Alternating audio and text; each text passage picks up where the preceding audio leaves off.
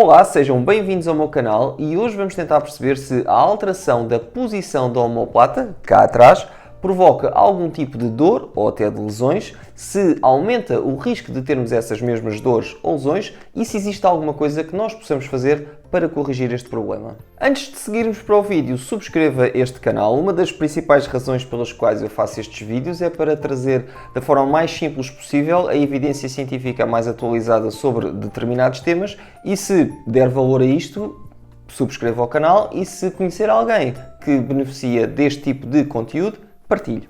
Ora bem, temos que começar obviamente pela definição daquilo que é uma alteração da posição da omoplata. Tecnicamente chama-se discinésia escapular ou disquinésia escapular, ou omoplata alada ou escápula alada, e basicamente quer dizer que a omoplata não está na posição normal em repouso, ou então em movimento não se comporta da mesma forma que a outra omoplata. Na prática, em repouso, a omoplata alada pode estar mais aberta do que a outra e em movimento ela pode abrir ainda mais ou então subir relativamente ao movimento da outra. Antes de continuarmos, deixe-me fazer uma ressalva.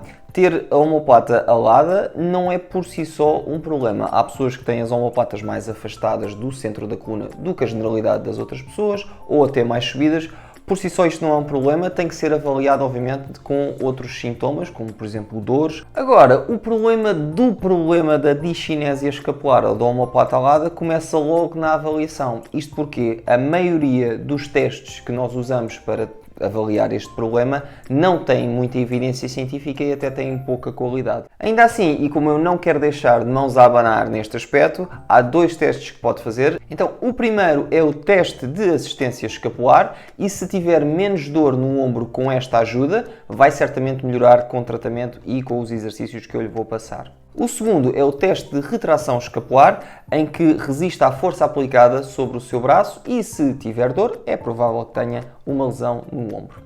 Ora bem, em 2013 foi feita uma convenção para apresentar e discutir todo o conhecimento científico à volta desta questão da omoplata alada e a sua envolvência nas lesões do ombro. E isto era o que sabíamos há 10 anos. Ponto número 1. A discinésia escapular está presente na grande maioria das lesões do ombro e na altura não se conseguia perceber se era uma consequência ou a causa destes problemas. E por isso, ponto número 2, a discinésia escapular deve ser vista como um potencial fator de lesão do ombro e não como a causa. Ainda assim, ponto número 3, o tratamento das lesões do ombro deve ter em conta se tem ou não discinésia escapular.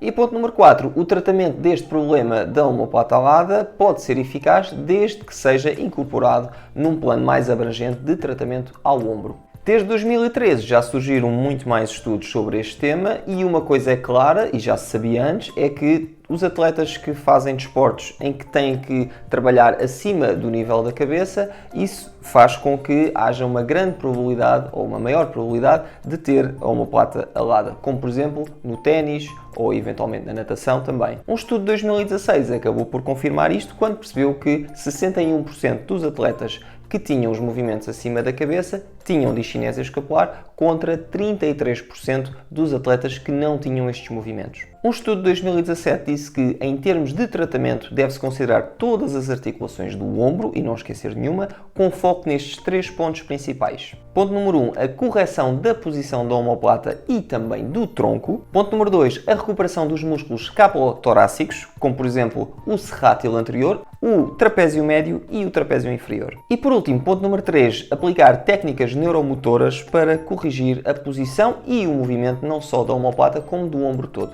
Agora, é verdade que existem alguns estudos que dizem que ter discinésia escapular é um fator preditivo para ter dores e lesões no ombro no futuro. Mas a verdade é que um estudo de 2020 contradiz esta teoria e conclui que ter a omoplata alada não é um fator significativo para depois ter dores no ombro no futuro, até porque dos atletas que eles avaliaram, 75% dos atletas que tinham discinésia escapular não tinham lesões. Mas imagine que tem mesmo uma lesão do ombro, como uma ruptura da coifa dos rotadores ou num dos músculos, como por exemplo o supraespinhoso, e concluíram que de facto o movimento da omoplata é anormal quando existe este tipo de lesão, mas não conseguiram perceber se a discinésia escapular causou ou é simplesmente uma consequência deste problema. Agora, na prática, o que é importante é o que é que nós podemos fazer relativamente a este problema. Então, um estudo de 2020 diz-nos duas coisas muito interessantes. A primeira é que existe alguma evidência, embora pouco clara, de que os exercícios podem realmente ajudar a melhorar o movimento e a posição da omoplata, quer em pessoas com e sem lesão no ombro. A segunda é que realmente os exercícios ajudam na redução da dor e da incapacidade de problemas como, por exemplo, o conflito subacromial. Da minha prática clínica posso dizer que é possível sim melhorar o movimento da omoplata, mas não tanto a posição dela. Mas na verdade a posição não é tão importante, o que é importante é que a omoplata se mexa bem. Ok, depois disto tudo, parece-me razoável dizer que a omoplata alada pode ser um sinal de que alguma coisa não está bem no seu ombro e, apesar de poder tratar diretamente este problema, o seu fisioterapeuta deve avaliar a causa subjacente para estar a acontecer isto e perceber se de facto tem alguma lesão. E vamos ao que interessa, que tipo de exercícios é que pode fazer? Bom, a primeira coisa que eu tenho que lhe dizer é que tem que ser feita uma boa avaliação para perceber duas coisas. Quais são os músculos que estão enfraquecidos e quais são os desequilíbrios musculares que têm, porque o seu plano de exercícios vai ser baseado nestas duas informações. Geralmente os músculos que estão mais afetados são o serrátil anterior, ou o grande dentado, o trapézio médio e o trapézio inferior. Pode optar por exercícios como o cortador de relva, como se estivesse a ligar a máquina de cortar a relva, e o exercício de retração muscular. E em ambos os casos pode utilizar resistência, seja através de um peso ou até de uma banda elástica. Apesar destes músculos que eu lhe falei estarem diretamente associados a este problema, a verdade é que os músculos à volta podem também estar comprometidos.